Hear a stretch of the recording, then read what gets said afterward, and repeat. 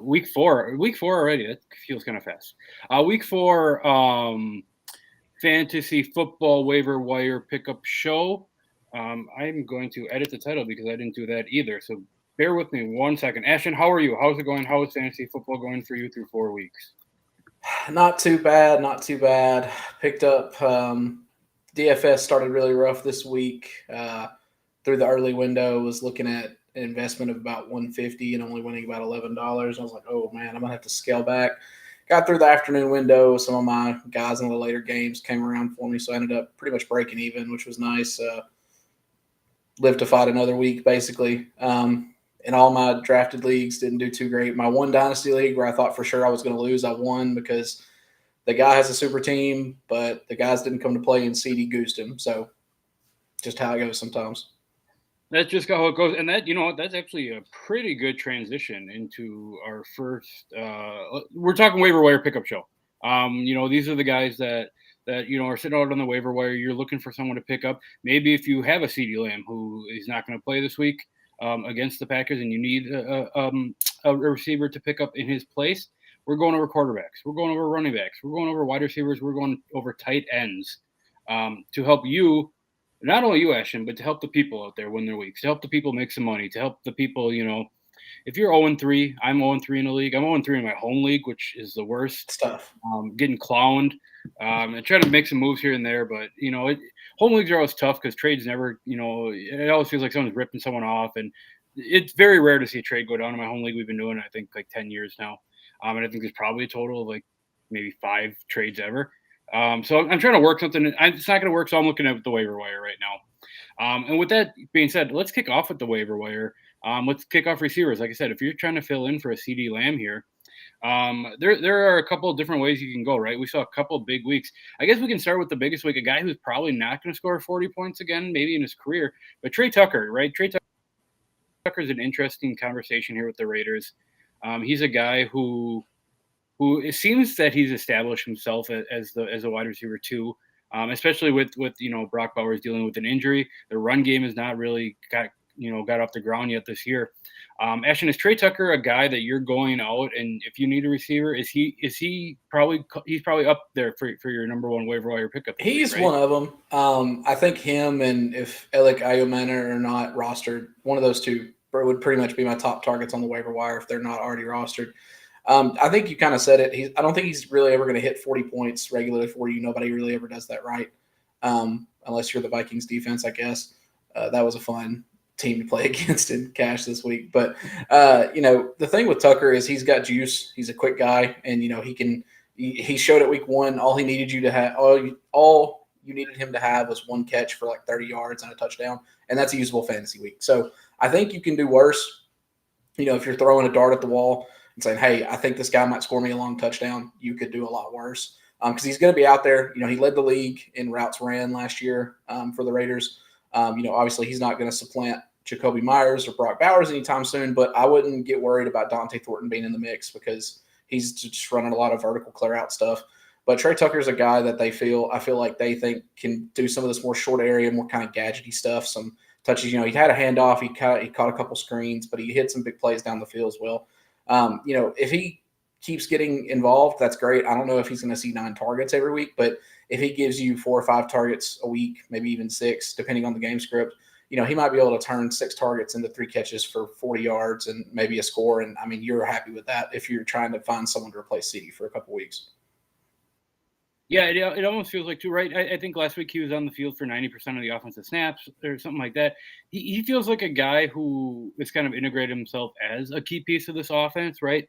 So if we're talking guys that we need to just like for CD's instance, if we just need someone to fill in for 2 weeks, given, if you're on the field for 90% of snaps, you have to imagine, that there's probably that 4 to 7 to 8, 9 target range. That's a safe enough floor to use as a fill in. What else is kind of interesting about Trey Tucker, and I'm happy you brought up kind of those, taking the handoff, some gadget plays, hitting some of those post routes, like he's kind of all over the field. Having that kind of, versatility as a receiver, that probably helps to open up a run game a little bit, right? Linebackers' eyes have to go off, and you always have to know where Trey Tucker is, right? So if you can get linebackers even out of position a little bit, you would have to imagine that the offensive line and Ashton Genty as a whole can somewhat take advantage of that and maybe start to get this run game pumping a little bit.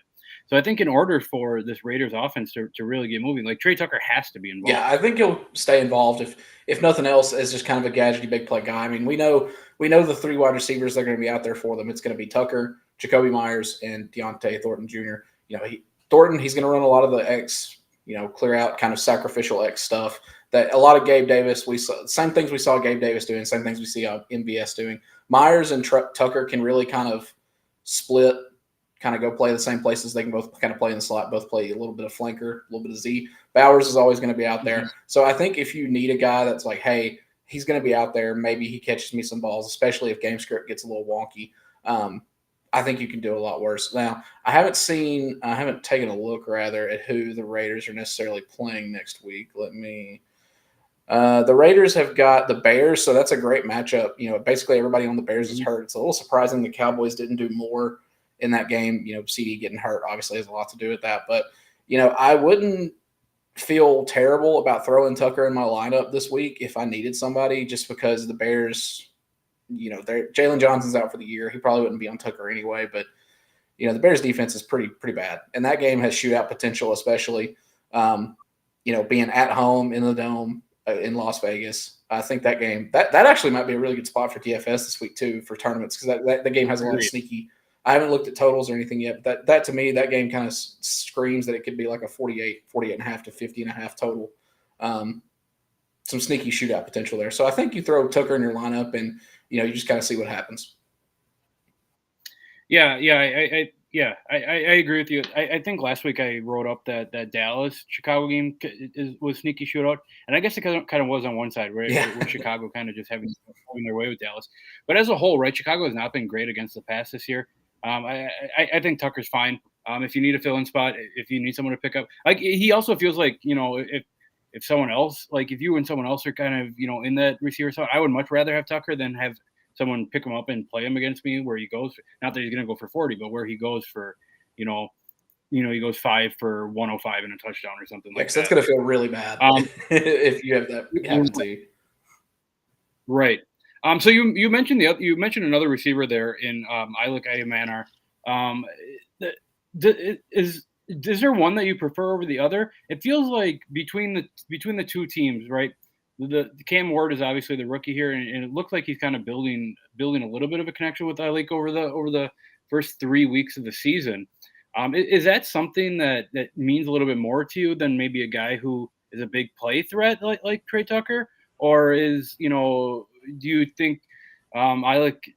I mean, walk through your thoughts on that too, because that's one that kind of confuses me. The whole Tennessee offense confuses me. It kind of feels like something you want to stay away from, but there is production to be had there, right?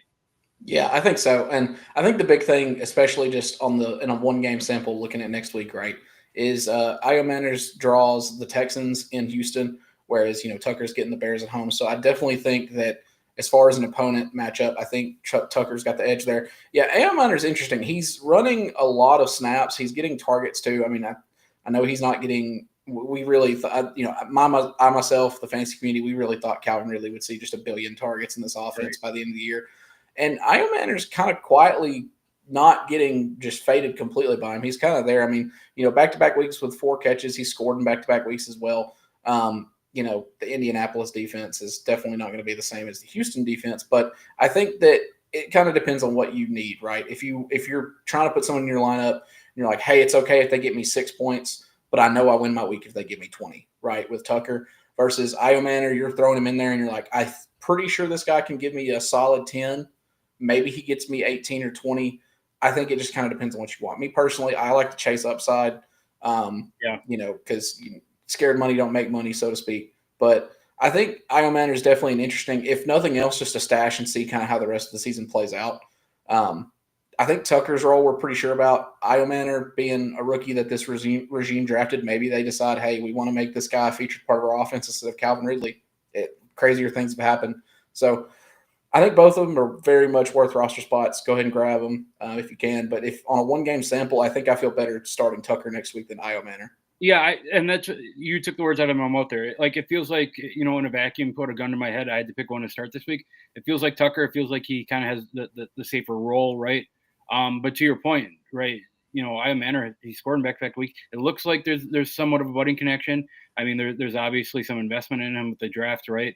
It kind of feels like as Cam Ward grows, Io Manor is going to grow with them. But at that point, it's like, how much can you really trust? I mean, we've seen 2 touchdowns, but really outside of that, there hasn't been anything that's blowing your socks off. It kind of feels like pick him up, stash him. If he has another touchdown or if he has a big week this week, maybe we kick the can down the road and figure it out next week. But I agree with you. I think they're both definitely worth high priority waiver pickups. And I think especially with some of these big guys, CeeDee Lamb going down, there are room for opportunity. TS in the chat, we got a defensive question here. I love that. Kind of feels like defenses. I don't know if you've seen this too. Defenses are kind of getting phased out of fantasy football a little bit. Like people don't really want to deal with them. A lot of people hate defenses, and my answer to that is like, if you hate defenses, then why are you okay with kickers? Like, and some people don't like either. I play in one super flex dynasty league. We don't have either. We don't have kickers. We don't have defenses. It's 3 wide receivers, 2 flexes, and a super flex. 3 wide receivers, 2 flexes, and a super flex. So, I take it or leave it. I think of it as like, it's not hard to grab a kicker. Just pick a guy on a good offense. You can't go wrong. I mean, you're just going to have to take the ups and downs with it. But so TS in the chat. So he's got a defense question. Are we dropping the Green Bay defense for the Minnesota Vikings defense or the Detroit Lions defense? Green Bay is on a bye week 5 and usually streams defenses. I mean, that's what I usually do. Usually I stream defenses for the first 6 to 7 to 8 weeks until I can find something that you're consistently getting that 6 to 10 points, and if that's the case, then I'm rolling with that for the rest of the year. With the Packers defense, I think they're droppable. I think that's fine. I don't think Green Bay's defense, while it has been awesome in shutting teams down from like scoring, they're not creating many turnovers. They had the interception last week against Joe Flacco on kind of the Hail Mary, the Hail Mary at the end of the half, which do it over, you probably bat that ball down and you get a timeout and you can go and get a field goal. But whatever reason, Dallas, what they've been good at this year is running the ball, right? The pass game hasn't totally been there. It's probably not going to be there with CeeDee Lamb this week, but they've had Maulers up front. Javonte Williams has an awesome start and kind of looks like he might be in the running for comeback player of the year, I guess, somewhat. Yeah. And what Green Bay has kind of lacked, like we saw what Quinshon Judkins did to him last week. The defensive run game, for how great the pass defense has been, for how great Rashawn Gary and Micah Parsons and Lucas Van Ness have been getting at the quarterback. Green Bay is susceptible to some running. I think Dallas runs the ball a lot in this game. I don't necessarily think that this is a huge shootout game. I think this is kind of a ground and pound, and I think Dallas can actually move the ball on the ground a little bit. So is Dak susceptible to an interception or two? Maybe, but I don't necessarily know that there's going to be many opportunities if they're able to run the ball as much as I think that they will be able to. Yeah, for sure. I'm always king string defense. To me, it makes a lot more sense than to attack the offenses you want to play against versus pick the defenses you think are going to be good, because anything weird can.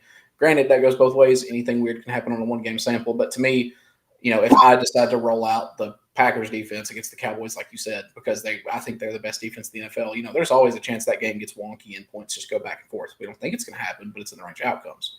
Yeah. Versus I could just play the Lions against a terrible offense like the Browns, and hey, maybe the Browns score a couple touchdowns, but I just think that that's a safe floor play to make.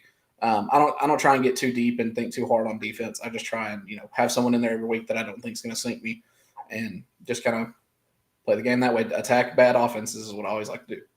Yeah, and on top of that, like, if the Vikings are available or out there, it kind of feels like the Vikings are a pickup, right? If we're talking about best defenses in the NFL or Packers up there, Vikings are certainly up there too. Like Brian Flores has the boys buzzing there.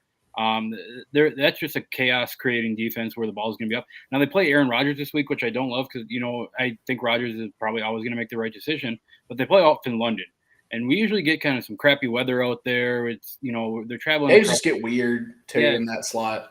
Yeah, it's an early game. I guess not early in London, but it's early for us here in the States. And, those games are kind of like you wake up and you're like, all right, let's get this over so we can get to real football. Like this just a sloppy game, which sloppy games are always good for defenses, right? We saw that last week with the Bengals and the Vikings. So I would without a doubt drop Packers defense for Vikings defense. And if you drop him this week, maybe someone picks him up. But if they're on a bye, you really want him back, someone's going to drop him right for the bye. No one's going to hang on to two defenses. So I think you can get the Packers defense back if you really, if that's really something that you need. For sure. And for what it's worth, I think if you really want to stream defense this week, if they're available, I don't think the Chargers are a bad shout, especially with Jackson Dart first start in the NFL. I think the Chargers have got a solid defense. Agreed. That they could just kind of really have him in no man's land, or could go the other way. Maybe he's him. He just finds neighbors for a couple of scores. But I just think that attacking rookie QB, especially in their first start, probably not a bad play to make. Agreed. TS has got a flex PPR question for us. Flex PPR: DJ Moore, Devontae Smith, Chris Godwin, David Montgomery. So DJ Moore is, he hasn't really lived up to that huge contract that he signed last year, right? Yet this year, Devontae Smith is is coming a little bit into his own with Philadelphia kind of passing the ball a little bit here. I don't love that AJ Brown is kind of commanded a lot last week. Dallas Goedert scored a touchdown. It feels like there's a lot of mouths to feed there. Chris Godwin's a really interesting one. Mike Evans is out this week. Emeka Egbuka is still a little banged up. Like Emeka Egbuka is just a stud. He's awesome. He's a little banged up, but there's some opportunity for passing there. Are we sure Chris Godwin is going to be 100%? I don't know. And David Montgomery is coming off a huge week. So always with this, my initial thought is to go with the running back to get guaranteed touches. I don't necessarily know that David Montgomery is kind of what we have seen over the last couple of years, right? He had 151 yards last year on Monday. I think a lot of that came off his one run. I think he only had like 11 carries. It feels like Gibbs is kind of surpassing him as, maybe a 70-30 role. So my initial thought here is Devontae Smith, but I am open to any argument if you have one. Yeah, I think of this 4-pack, Montgomery is the easy one to go away from for me just because they're playing the Browns. The Browns are really tough against the run. I mean, they just kind of bottled up Josh Jacobs. Godwin, we're not really sure about. I think he's going to have a solid role with no Mike Evans, but they could just say, let's go with a lot of Bucky Irving, a lot of Emeka Egbuka, and just kind of see where Godwin's at. I think it's close between DJ Moore and Devontae Smith for me. I think that for me, just looking at it, Devontae plays, okay, so they're at Tampa Bay, noon kick. That game might have shootout potential. Kind of wait to see there. It just kind of depends on if the Buccaneers can stop the run, because if you let them, the Eagles are just going to run all over you. And we kind of talked about Bears, Raiders already. I think at least that game's got shootout potential. The thing that worries me about DJ Moore is we're kind of seeing Rome Odunze take over as the one in that offense, and then they kind of got Luther Burden going a little bit last week. I mean, it's to the point where the rumor mill's been going about could DJ Moore be a trade candidate just to make way for Luther Burden? I don't know. I'm not in that front office. I think it's kind of a take your pick, DJ Moore or Devontae Smith. I don't hate starting either one. I think both of them have a lot of questions. Moore, it's like, well, how much is he going to get used? What's his role look like? Smith, it's going to be like, are the Eagles even going to be able to push to even throw the ball like they were last week? We know they can. You just kind of have to push them to do that, because if you let them hand it to Saquon 30 times, they're going to do it. I think it's just pick your poison between Moore and Smith. Yeah, I think I'm going to roll with DJ Moore here. Like we saw the Eagles pass game really come alive because they went down 27-6, like almost. Yeah, they were down like 3 scores. Yeah, to start the game, and they had to mount that comeback, which ended up working for them. I don't necessarily know that the Buccaneers are as good as the Rams, at least through the first 3 weeks. Maybe they are. At least through the first 3 weeks, they haven't been playing as good as the Rams. So I don't necessarily know that the Eagles find themselves in as big of a hole as they did last week. I think, we didn't see a lot of Saquon. I think we get some Saquon this week. We get some more Jalen Hurts running and kind of playing that Eagles brand of football that we've seen, the last couple of years. I guess last year was Saquon. And I think DJ Moore probably sees more targets, probably has more opportunity for catches, especially in a full PPR league. I don't necessarily think – I think DJ Moore is too good of a player to not include in the offense. We've seen, Ben Johnson offenses have 2 really good receivers, right? We saw it last year with Amon-Ra St. Brown and Jameson Williams both. I would imagine the Rome Odunze thing, while I like Rome Odunze, I would imagine eyes are going to start getting onto him. And not that DJ Moore is going to see, secondary coverage or anything, but I think, he might be a little bit more involved. Hey, we still have DJ Moore. Let's get the ball to him, at least twice early on the first drive or two. He's still on our team. He's still a good player. He's still, worth the money that we're paying for him. So, I mean, that alone, I think DJ Moore over Devontae Smith. I think he has a little bit more opportunity than Devontae Smith will have. Yeah, I think you're right on that. I just from a deployment standpoint, game environment standpoint, I think it's more for me too. Now that I'm listening to more, he's going to be out there. I mean, he's going to play. I mean, Smith is too, but if the Eagles are running the ball 30 times, he's not going to see targets. DJ Moore, that game, I think the Bears are going to have to throw to win. I don't personally think DeAndre Swift is that good of a running back. The Raiders might just kind of pumpkin and just let the Bears get up early. Who knows? But if that game turns into a shootout, I think I would definitely want a piece of it, and I think DJ Moore's the way to go. Yep, I agree. Johnny D in the chat, he is desperate advice. He is 0-3, zero quarterback. Hey, buddy, I'm in the same spot with you. I'm starting Kyler Murray, and I hate it with an 0-3 league. A bunch of duds. Breece Hall, Tony Pollard, Ramondre Stevenson as my running backs. Well, Brian Thomas and Drake London are not getting it done. I feel that Johnny's got more for us here. My only standouts have been Bucky Irvin and CeeDee Lamb / Ted McMillan as my running back, wide receiver 1 / flex. I'm in a 10-team PPR, and I feel like this team is extremely risky, boom bust material. These guys should be performing, but they aren't. And then he's thinking of possibly trading CeeDee Lamb for immediate help. Half of my teammates' rosters are full of injured players. I feel like I'm stuck with this roster. So my thought immediately with trading CeeDee Lamb is, what is the return on him right now? He's not playing for 2 to 4 weeks. Are you going to get something that's going to immediately help, or are you more inclined to trade? Like if you have to make a trade, like it feels like you probably get more for Ted McMillan right now than CeeDee Lamb, right?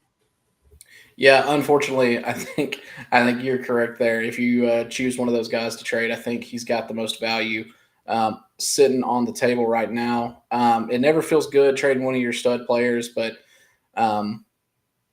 it's a tough situation to be in. Nobody likes being there, but we all have. I personally love going heavy wide receiver to start, and it sucks whenever you've drafted like in my main redraft league, I've got CD, Garrett Wilson, Ladd McConkey. So it's just we're bad.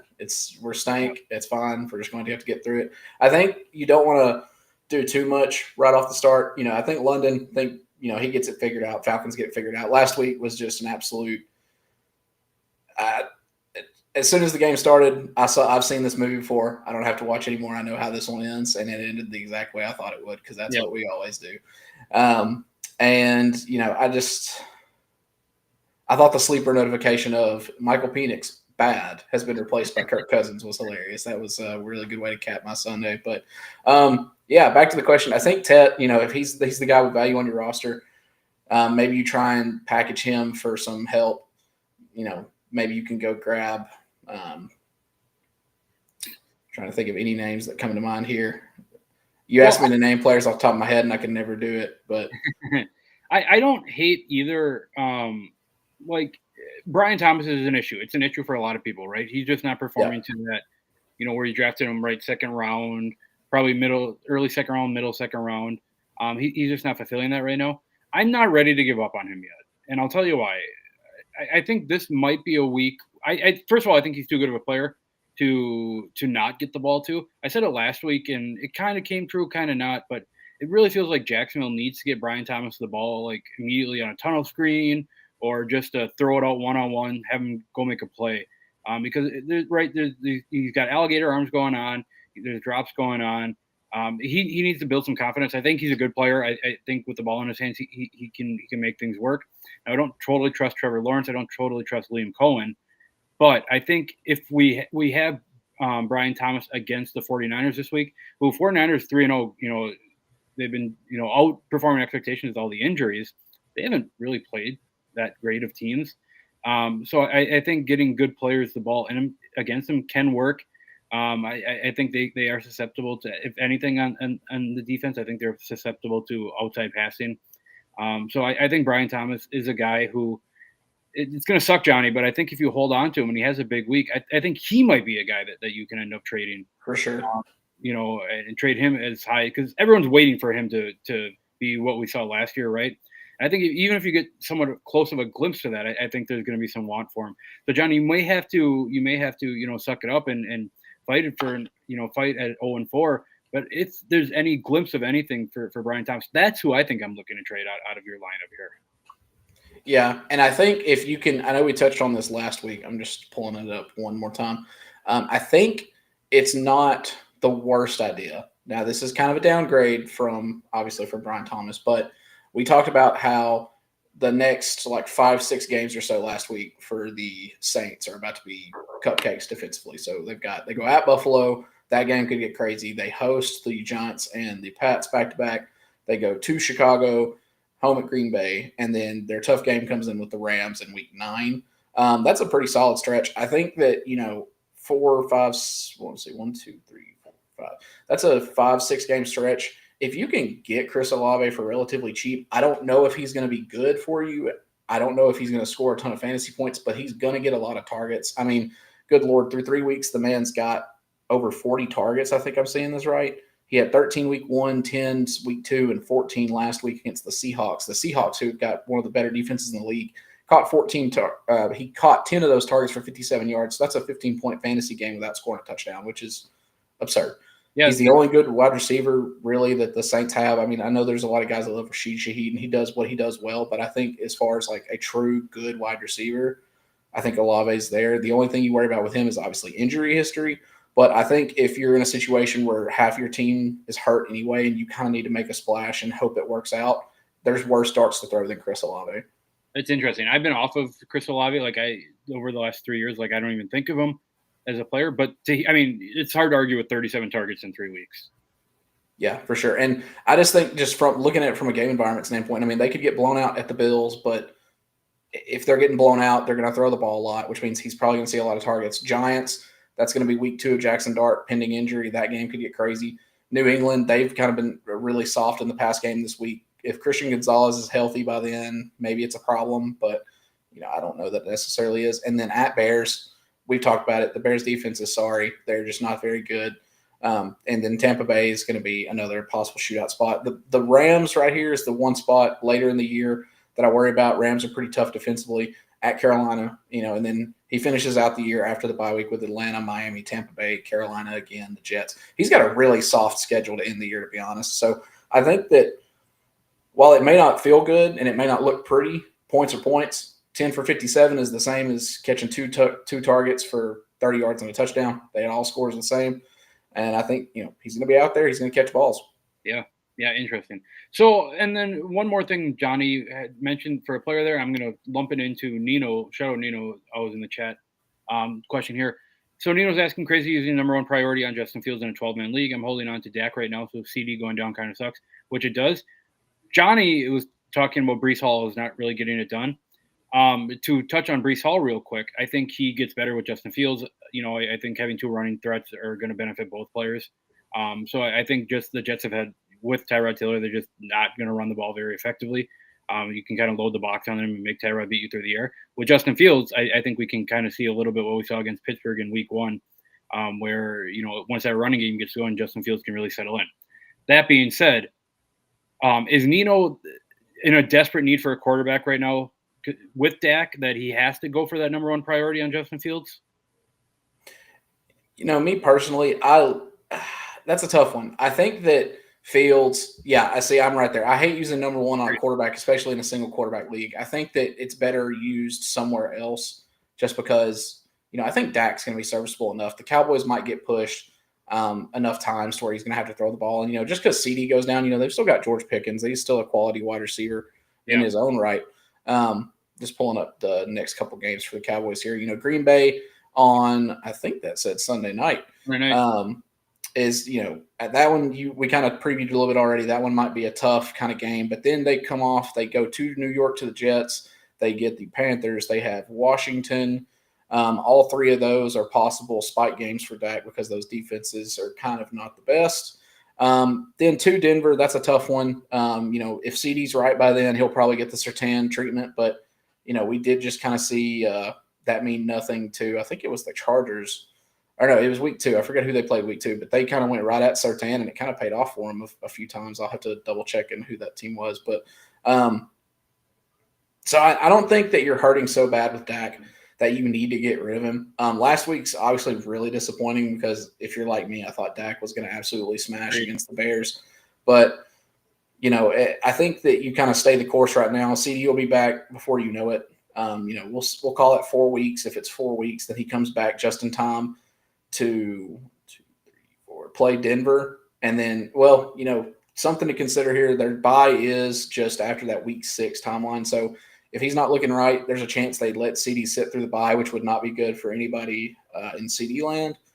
But I think Dak and the Cowboys can get it figured out with Pickens. I was going to say, to your point, George Pickens, Jake Ferguson, Kevontae Turpin, like Jalen Tolbert, like these guys aren't horrible players either.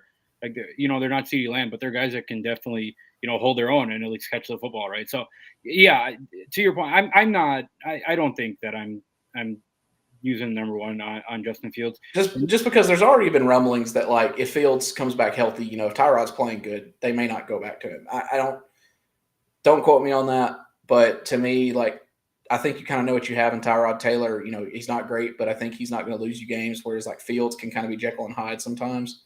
Yeah. Just kind of in the eye of the beholder at that point. Yeah. Yeah. And to your point, or to just talking to like, we're really going to start a Jets quarterback. You're going to feel like it never feels good. You're going to feel like a dumbass when Fields inevitably, goes, 12 for 26 with 106 yards and 2 interceptions, So I think Dak's fine. Look at everyone else in your league. Is anyone else really quarterback needy that they are going to go after Justin Fields? If not, I think you don't have to use. Obviously, you don't have to use the number one pickup on Justin Fields. I think you're fine with how you're doing. Patty in the chat. PPR start 2 running backs and a flex. Jordan Mason, Breece Hall, Kyren Williams, Rome Odunze, Emeka Egbuka, Cortland Sutton. Interesting. So the flex, I immediately think of Emeka Egbuka. With Mike Evans going down, it kind of feels like he's kind of the target hog there. He's the number one guy. We've seen number one guys dominate in Tampa Bay offenses. I guess it's kind of been Mike Evans, but even without Mike Evans, like Chris Godwin was awesome last year when Mike Evans was hurt. So yeah, Emeka Egbuka for sure for flex for me. And then running backs, I'm looking Kyren Williams against Indianapolis this week.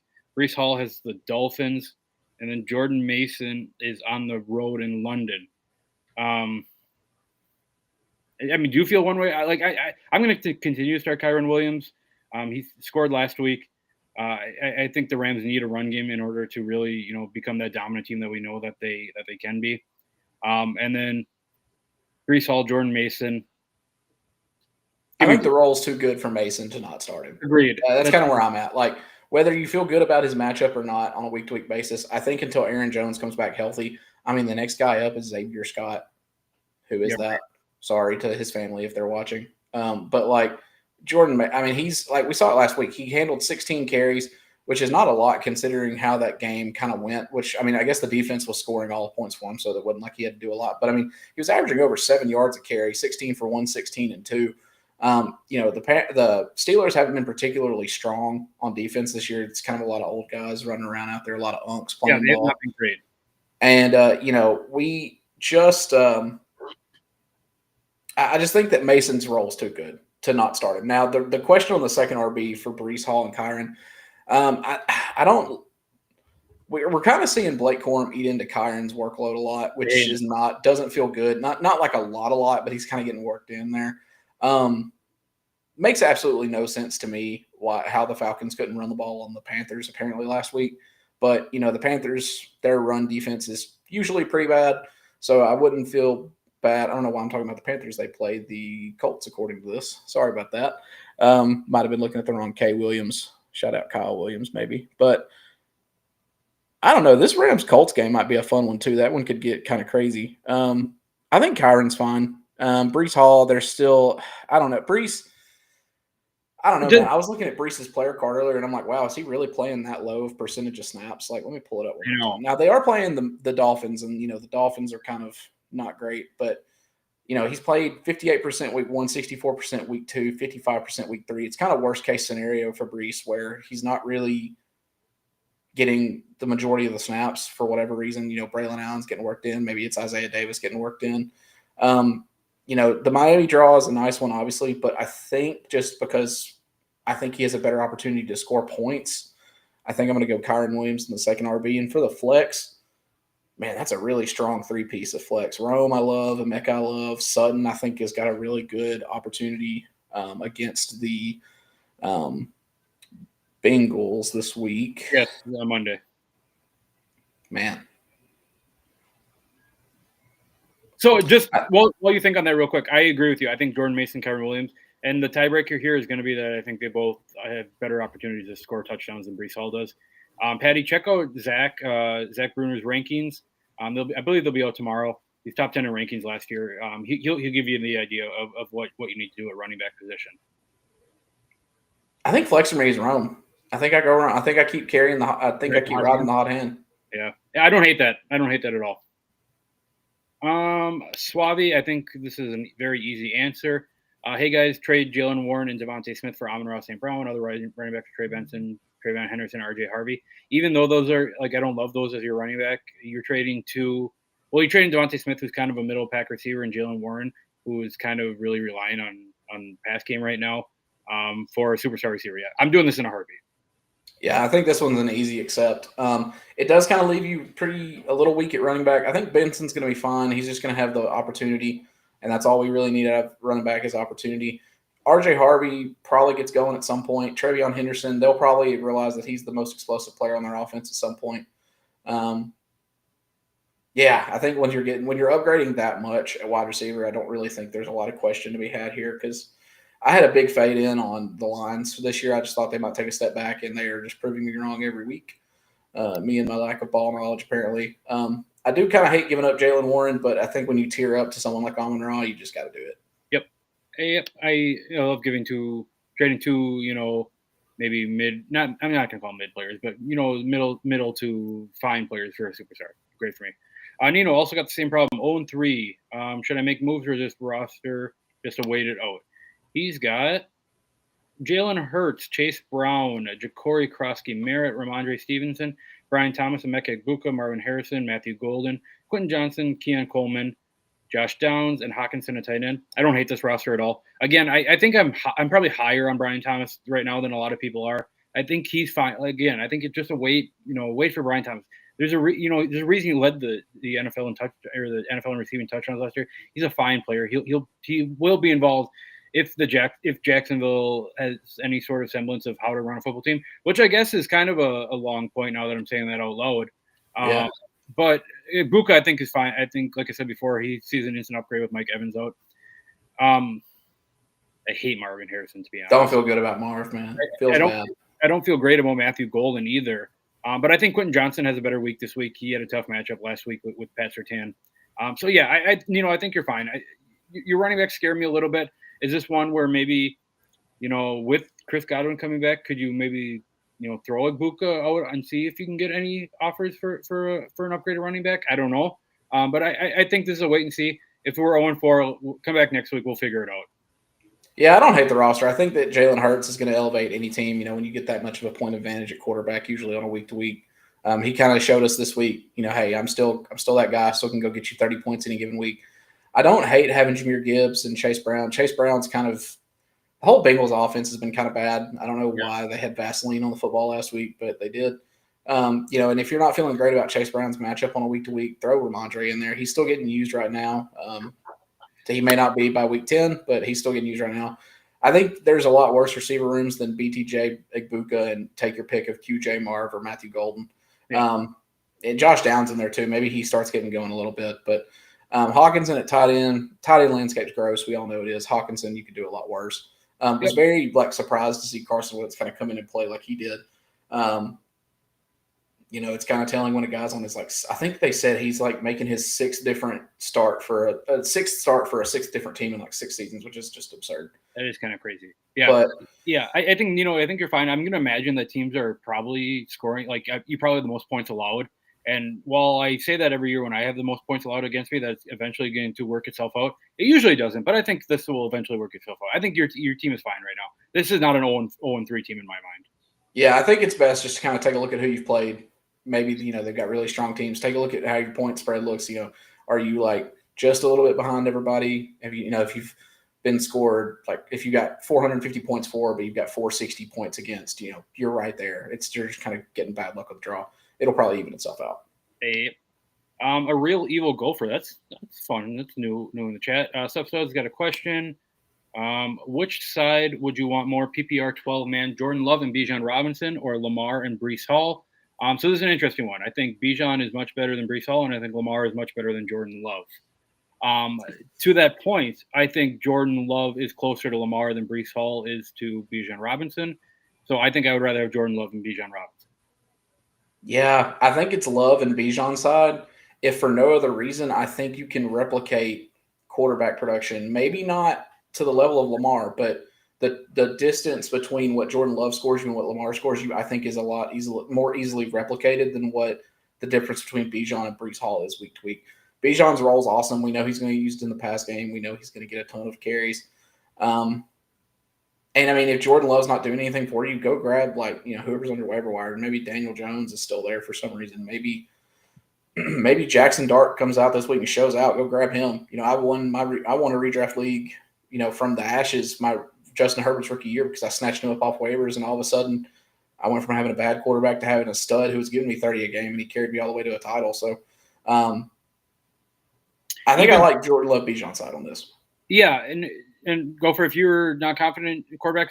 I'm just going to go over two quarterbacks here that are in our fantasy football waiver wire pickups. It's Geno Smith. He's got a great matchup this week against Chicago. We talked about him that that's kind of a sneaky shootout game. And then Ashton, you kind of just mentioned him there, Carson Wentz. I think Carson Wentz. I have him on a streamer quarterback article that's coming out shortly.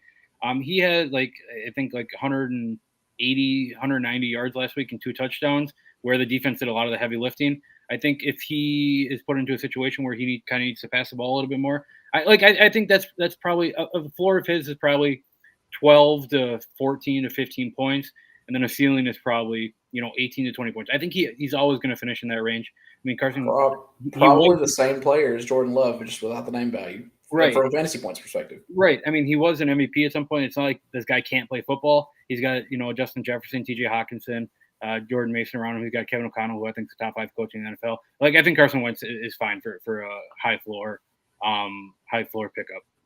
Yeah, it's not going to feel good starting Carson Wentz, but they getting Jordan Addison back this week as well. So I think anyone tied to Jay Jettas, Jordan Addison, T.J. Hawkinson, Jordan Mason, and Kevin O'Connell and that defense playing like that, I think that I feel good about anybody at quarterback out there pretty much. Yep. Gopher's coming in with another question. A lot of Brees Hall questions. Who would you rather want, Brees Hall or Tony Pollard? My immediate thought is Brees Hall, but I don't like either of these players.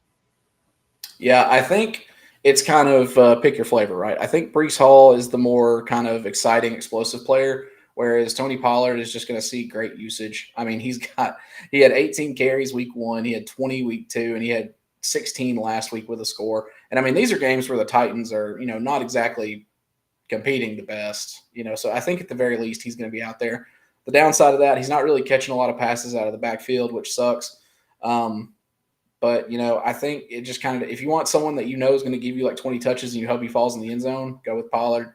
If you want someone that you think might be able to take a screen pass for you to the house for, and that one plays all the fantasy points you need, go with Brees. But, I mean, it doesn't feel great starting either. If those are the options, I'd rather the guaranteed touches with Tony Pollard.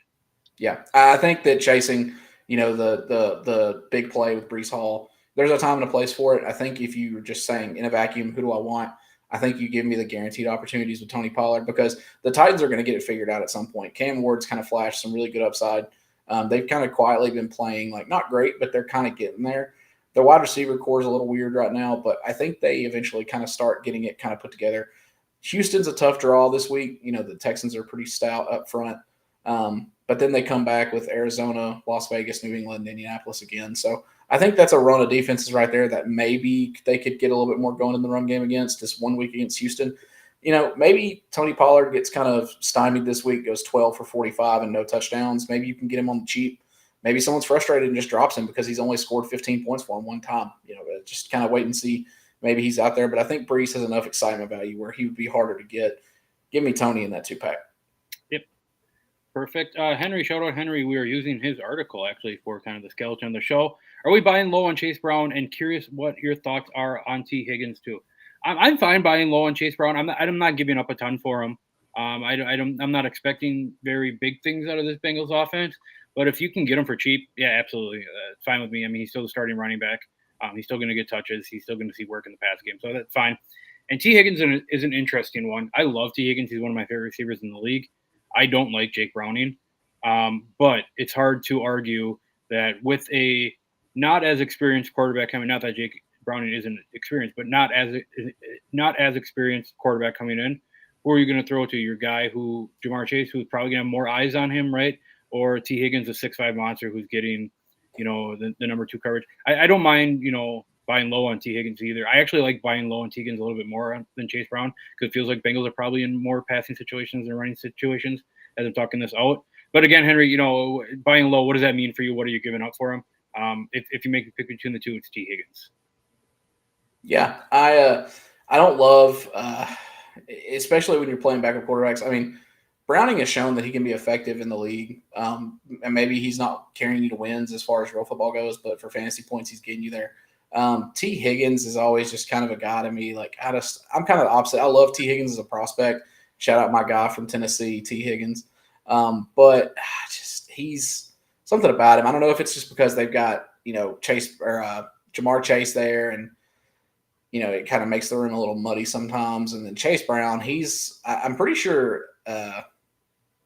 No, he's not on this list. Okay, I was about to say I'm pretty sure I saw him on a list of like possible drop players, which would be kind of eye opening. But I don't hate him as a buy low. I think that the Bengals at some point have got to get it figured out, right? If it's using him more in the pass game, if it's trying to get more established in the run and try and figure some things out. Now that Joe Burrow's not there and they're pretty much forced to run shotgun every play, I think that maybe they can change some things up, get some stuff figured out.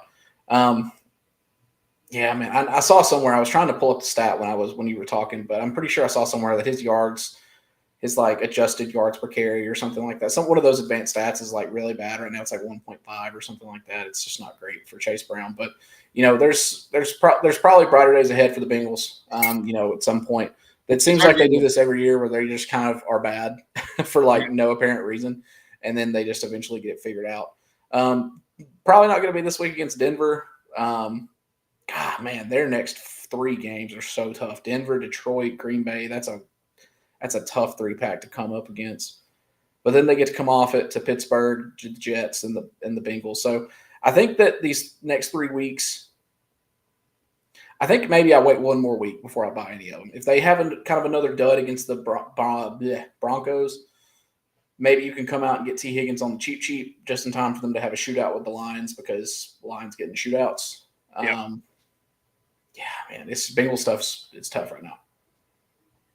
I agree. Nino's got another question for us about a Benson or how we feel about Benson or Malik Neighbors with Jackson Dart. So kind of considering sending Malik Neighbors, Trey Benson, and Isaiah Pacheco for Jamar Chase, Travion Henderson, and George Kittle. George Kittle obviously on IR, so he's not going to help you immediately. My initial thought is I don't love this trade. I think the Neighbors, I think he's fine. I think this came down to Giants thinking too much last week, and Neighbors only going 1 for 4 yards. Like that's as low as he's ever going to be. He's too good of a player to not be involved.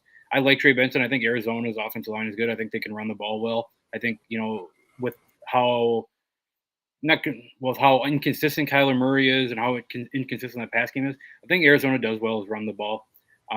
Trey Benson's going to step in for those James Conner carries, especially those goal line carries, which we know Arizona gets down to the goal line. Then they will run the ball. So I would rather have the first side.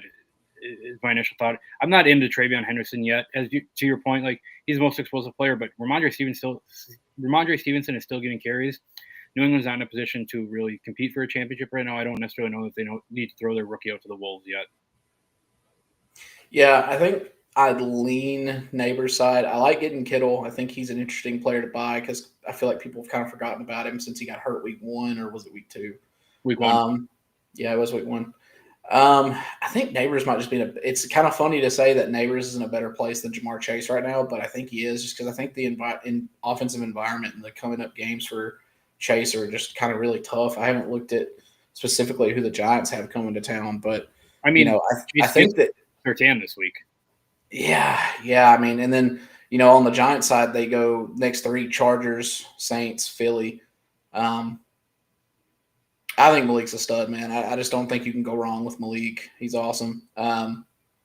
Trey Benson, I love. Pacheco in this deal is kind of a nothing burger for me. He's splitting carries now with the ghost of Kareem Hunt, which is not great. It feels bad on that. I like getting Travion, but I don't think I like getting Travion and Kittle enough to be sending Malik Neighbors. Benson's kind of like a theory question right now. It's like we know he's going to have a lot of opportunity, but can he capitalize on it? Really the only other running back in the room is Amari DiMercato, and I think we've seen enough of Amari DiMercato to know that he's not really going to be taking a lot of early down work. He might, slip in for some pass down stuff, but Benson was kind of being used in the pass down role before Connor got hurt anyway. Yeah, I think I'm like you. I think give me Neighbors Benson side. Perfect. And for what it's worth, if anyone's curious on Pacheco, I think he's probably a stone cold drop. If you can, by some miracle, Bashaw Tootin is on your waivers, you better run right now and go put that claim in because your teammates are asleep at the wheel. Your league mates, I should say. I do not disagree whatsoever. Swavey JP, are we trading Jamar Chase for Brian Thomas, Ash, and Genty? I know it's just kind of disparaging Chase, but I don't know about that much. Yeah, I know I was talking up Brian Thomas, but I think it's, wait until we know what Jamar Chase is. We've seen it for 3 years now. I've been talking to Brian Thomas. I think he's a good player. We've seen it 1 year. Are we going to trust Jacksonville? I don't know. And Genty, I think is still for as good as we know that Ashton Genty is. I think that whole offense is still a wild card. I think I'm rolling with Chase here. I think this one comes down to kind of your roster construction too, right? Like if Chase, you went 101 Chase. Let's say you came back with I don't know, Derrick Henry. I don't know, whoever in the second round. I don't know. Yeah. Maybe your draft doesn't snake. Some people still do drafts that don't snake. Crazy. But yeah, crazy work. But I think it just kind of comes down to your roster construction, right? Maybe you grab Javonte Williams late and your running back room is pretty solid and you're just trying to really get that room solidified with Ashton Genty. And, maybe your wide receiver room is good. Maybe Chase is like your one good wide receiver and you're trying to make a splash and get good somewhere else. I think for me, it kind of comes down to what you need. In a vacuum, I like Chase, but if you really need kind of the running back help, I don't mind downgrading from Chase to BTJ to get Genty. Yeah, I did see a crazy stat that 101% of his yards have come after contact or something like that, which is absurd. How does that even math? Right. So he's just not getting a lot of help right now from his O-line, but they'll get it figured out. Yeah, on the flip side of that, if you don't need running back help, I'm not going for I'm not trying to put Genty in. If you're solid, if you're fine, if you can make it by a running back, I don't know that Genty immediately helps you very much. At the cost of getting rid of Jamar Chase, I should say. For sure. I think the opportunity cost there is a little too much. Yeah. Nino is following up. He's got offered Javonte for Ibuka. I don't hate that. But it seemed too low, especially that offense taking a small decline until CD's back. Yeah, I don't disagree that offense is taking a small decline. But again, I think if Dallas can do anything, they can run the ball. That offensive line is made for running the ball. We've seen Javonte Williams do it. At what point does when 4 weeks from now, when Tampa has Mike Evans, Emeka Ibuka, Chris Godwin, and Jalen McMillan, coming on the horizon, at one point are we not going to be able to sell Emeka Ibuka as high as we can right now? Yeah, and I don't know that time is coming. He's kind of running hotter than the sun right now, so I think that he's people are going to want him because he's making a lot of plays. He's getting a lot of coverage and on the screen and in social media. So I don't. Jalen McMillan doesn't really scare me so much, and I think the reasoning is I just think Ibuka's the better player. I don't really care that McMillan's been in the league for a year.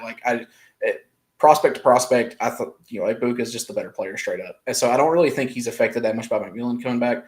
Godwin coming back, who knows what he looks like? I mean, he had a really bad injury, and he could still be kind of rusty and still trying to get in the swing of things. So I think I hold on to Emeka for a little bit.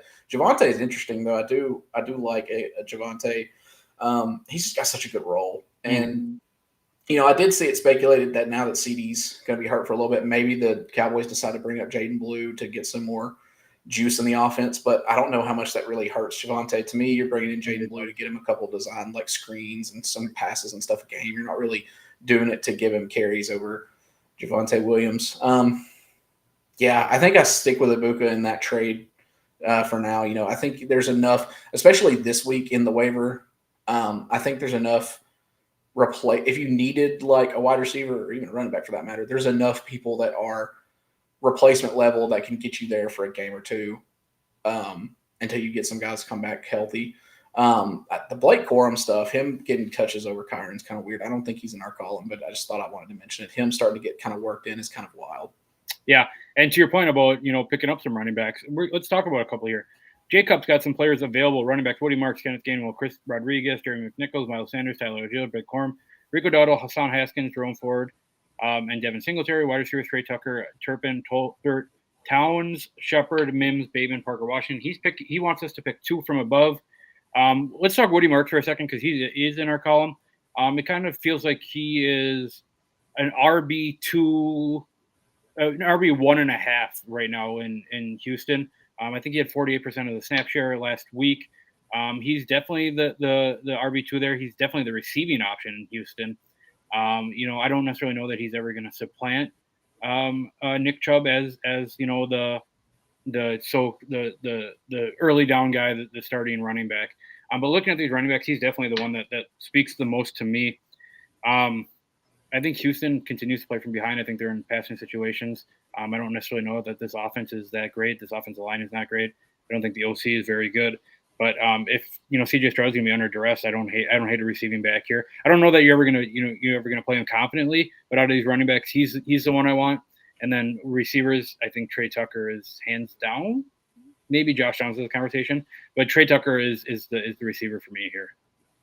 Yeah, I think on the running back side, I think I'm like you. I like Woody Marks. I think Chris Rodriguez and Jeremy McNichols are instantly waved to the side for me. That whole situation is the 3-man split. You don't really – I don't want to try and play the game of who do I think scores the touchdown this week. Miles Sanders, I just don't think he's a good player. Tyler Algier, we know he's not really going to get touches over Bijan. Blake Corum's kind of the same deal, although he's kind of getting worked in. I don't think Blake Corum's going to get worked in enough to really – No, not to matter, no, for sure. And then – yeah, I think you can kind of stop the list there. I don't really think anyone from Dowdle on, I don't think really matters, to be honest. I think Woody Marks is definitely the play there at running back. And for wide receivers, I think Trey Tucker is the one that a lot of people are going to think, but I do have an interesting case to make for Sterling Shepard. And it's just purely on a PPR aspect because he is getting used and you're not going to feel good. I've said it several times. I'm going to sound like a broken record. You're not going to feel good about throwing Sterling Shepard in there in your lineup. But he's on the field. He's getting used. I mean, he just had, 5 targets, 4 catches, 80 yards this week. Is that great? No. But could you do a lot worse? Probably. I think he's just a safe option. He's going to be out there. And I think he's someone you're not going to have to fight everyone to get, right? Like nobody's running to their waiver wire to grab Sterling Shepard. Agreed. Another name, I don't know if I saw him mentioned on the list or not, but if Christian Kirk happens to be available, he's going to coming back this week. I don't think I saw him on. Yeah, I definitely didn't. Parker Washington, not a bad shout either. But if Christian Kirk happens to be available, go grab him. The Texans are in desperate need of somebody besides Nico College to catch some freaking footballs. It's not Jaden Higgins and it's not Jalen Noel for whatever reason right now. Not Jalen Noel. Who's that? Jalen Lane. That's the other one. Yep. So I think Kirk comes back. He's instantly their second best receiver. He's going to be out there in 2 wide receiver sets. He's going to go play flanker while Nico eats up yards at X. So yeah, I think of that list you picked Trey Tucker, but if Christian Kirk is available for what it's worth, I think he's worth a stash for sure. Jay Cup's got his team here: 12-man, half PPR, 2 flex, Caleb Williams, Chase Brown, Tony Pollard, CeeDee Lamb, JSN Bowers, the Doomsday Bill, Packers. I think it's fine. Like, right, the obvious need here is at the running back. So I think, like we said, like Woody Marks is probably the running back who is most involved out of that list. Again, I don't know if you're going to start him unless you get into a situation where you have to. But if you have to, like, he's the one that I like most out of that. Yeah, I think I would grab him. I think Dylan Sampson, he's just kind of in a weird spot. I don't want to say he's worth a drop, but I think Woody Marks is kind of rising, whereas Sampson, it's kind of people are already talking about Judkins and how great he is. So I think he's kind of taken a back seat already. And he got iced quick. It was kind of wild how Judkins came in, barely practiced, and they were like, all right, we're going to start giving you a lot of touches now. Having Tootin on your bench already is great. I think he's going to – I didn't love him as a prospect, but I think he's going to start getting worked in. And, what do I know? The NFL coaches are going to use who they want anyway. Juwan Johnson, man, what a wealth of riches there between Brock Bowers and Juwan Johnson. Yep, the tight end's locked up. We have another interesting trade question here from Jacob Thorson. Would you trade Rebecca Buka and Ken Walker for Jahmyr Gibbs? 10-team PPR league. Other running backs are Chase Brown, J.K. Dobbins, and Trey Benson. I am going to do this. Yeah. I think, right? Yeah. Depending on what your wide receiver room looks like, I think this is fine. I think you instantly get probably RB2 this year in points per game with Gibbs. Could be RB1. I mean, it's him or Bijan. Yep. And then Dobbins is going to be fine until RJ Harvey gets worked in. If he gets worked in, Chase Brown, you could kind of let him sit for a little bit until things get figured out over there in Bengal land. And Trey Benson, I mean, there's a lot worse RB3s to have than Trey Benson. Yep.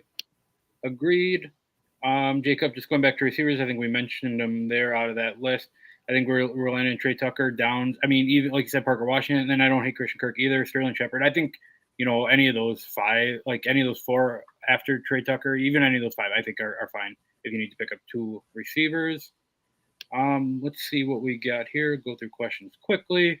McLean 22-15, pick two, Egbuka, Jacoby, Judkins, Monty. Egbuka and Judkins for me. Yeah, if we're talking full PPR, I think Egbuka is the obvious one here. Monty, I think, is the obvious fade. I think Myers or Judkins, either one for me is I'm not mad at picking either one. I like Judkins. I like getting guaranteed touches, like you said, from the running back position. Yeah, I think it's Judkins for me too. I think he's going to get enough touches every week that you're not worried about. Is this a Trey Tucker week instead of a Jacoby Myers week kind of deal? So I think Egbuka and Judkins for me too. And he's got a question with Judkins and Jacoby Myers. Would you trade him? Would you trade Judkins and Jacoby Myers for Rome? Yes. You would do that? I'm kind of maybe I'm sour on Rome. I like Rome Odunze. I think that he's at his max right now. Like what we've seen the last 2 weeks, is that something that's sustainable for the rest of the season? Again, I'm not out on DJ Moore, so maybe that's where my bias is coming in. I think I want Quinshon Judkins. I like Judkins. Don't get me wrong. I think that there's still a lot of ways it can go wrong for Judkins because although the legal battle stuff is over with, maybe the NFL decides to give him like a 4-game suspension for no reason, just because they made him look bad. I'm wondering, okay. And Jacoby, for me, there's a lot like Jacoby's their best wide receiver, but it's kind of a crowded passing attack between Bowers and Trey Tucker and him and Thornton out there running wind sprints, just out there running for the love of the game. Where I think Rome, I think his role is solid enough.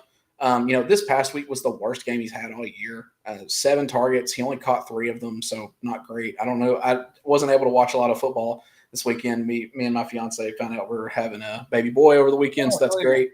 Appreciate that. But, I think that Rome, I think his role is solid enough. I think he's kind of, already kind of took over as the one, and, it could be a 1A, 1B situation with him and DJ Moore. I just think Rome – I think Ben Johnson's willing to use Rome. He likes what he has as a player there. And, if there's rumors that DJ Moore might be getting run out of town for Luther Burden already, I think I want to go with the guy that they know is going to be there. I don't hate that logic. And let's do we got one more question here. If we're going to do quarterbacks and tight ends real quickly before we get out. So if there's any other questions, send them and we will get to them before we end the show. But Hudson George in the chat, 1 and 2, 10-man league, full PPR. He has Chase, Tech? Probably Tech. Probably just autocorrect. Drake London and Brian Thomas, wide receivers. Marion Hampton, Bill Krosky-Merritt, Brian Robinson. Sit and wait for mid-tier running back with Brian Thomas. I don't know, Hudson, what you're asking. If you're still in the chat, please clarify. I think he's saying, does he just wait or does he trade Brian Thomas? Trade Brian Thomas to get like a mid-tier to get a solid running back. So my thought here is Amarian Hampton sees probably the biggest upgrade that we've seen so far with Najee Harris going down. It kind of feels like it's his backfield. They can kind of unleash him a little bit. They're 3-0 without really using him that much, and using him is only going to be better. So I think Amarian Hampton's fine. Again, okay. I don't hate Brian Thomas for an RB2 because I still don't believe in Bill Krosky-Merritt. I know he had that 1-yard touchdown run. Washington kind of had their way last week though. In the run game, I don't necessarily know that that's going to be the case always. I would, if you can upgrade over Bill Krosky-Merritt with Brian Thomas, I think I'd do that. Yeah, I think if you can send BTJ and Bill for you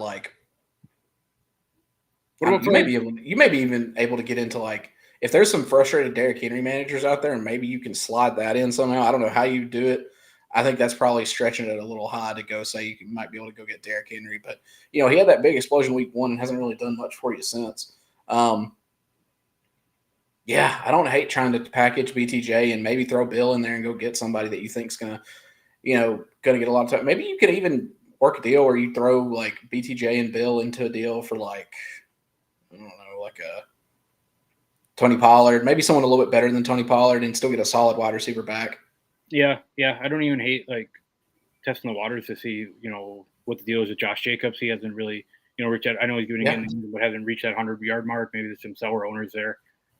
So yeah, I think you can upgrade to a running back that you would have drafted in maybe the second, third round with the Brian Thomas and Bill, and maybe work something else where you can grab a mid-tier receiver and throw in whatever and throw in. I don't know. I think Hudson, you have some pieces to make a trade work here. McLean is coming back. So this is back to the Judkins Jacoby for Rome trade. My running back room is Gibbs, Hampton, and Montgomery. Wide receiver room is Puka, JSN, Igbuka, and Evans. So if I trade Judkins and Jacoby, it won't hurt me a lot. Fine, then I'm doing it. Yeah, absolutely. Yeah, if you don't absolutely need Quinshon Judkins to start in your lineup, I like getting Rome in then. Let's go over quickly. We had the quarterback and tight ends for the pickup. Quarterback, we talked about Geno Smith. We talked about Carson Wentz. And tight ends are always an interesting one. So one here that I think is interesting that I'm writing up, actually, I was in the process before he hopped on the show of the tight end streamer article, is Brenton Strange. Brian Thomas, like we talked about him, right? He hasn't been the Brian Thomas from last year. We saw, Brenton Strange kind of, not break out, but kind of, make his name known last week against Houston.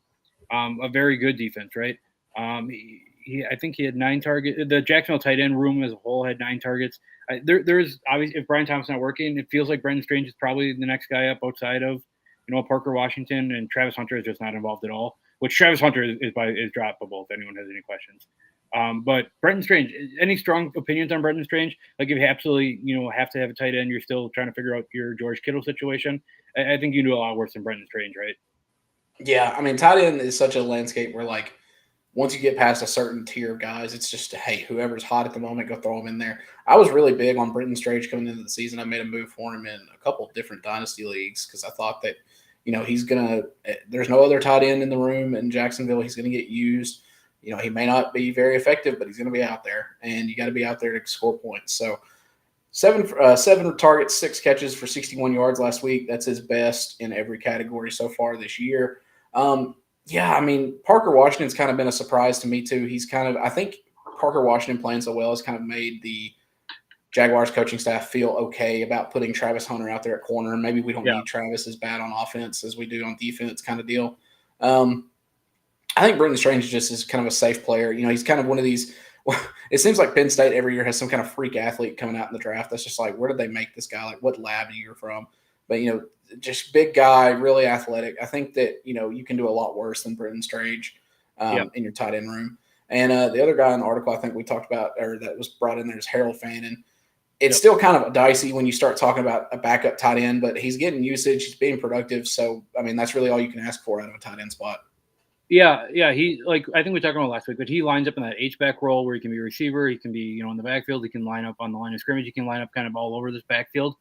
I think last week the Packers definitely put an emphasis on containing him, which we saw David Njoku come out and catch 4 or 5 passes right away and kind of not make a big tight end splash, but a floor that you would be fine starting. I think both these tight ends stay involved, especially if they move Joe Flacco to a rookie quarterback in the future, whether it be Dylan Gabriel, who would probably over Shadir Sanders. But to have a big safety blanket that you can use creatively, I still like Harold Fannin. I'm not, last week was not I'm totally off of him by any means.